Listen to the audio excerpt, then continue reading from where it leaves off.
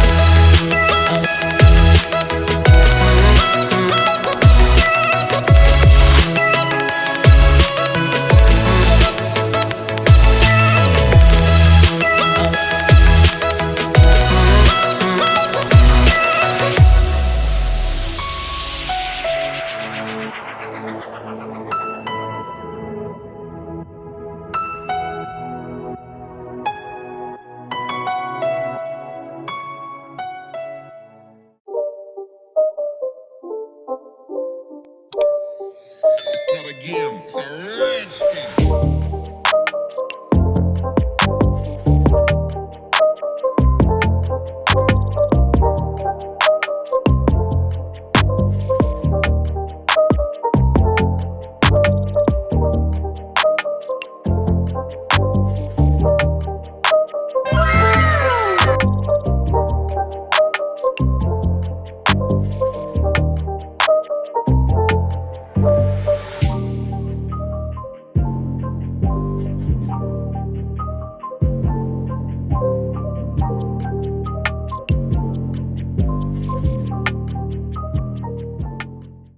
Sapakara sarakbat saparakarai sapakara sarakbat saparakarai sapakara sarakbat sapakara sarakbat sapakara sarakbat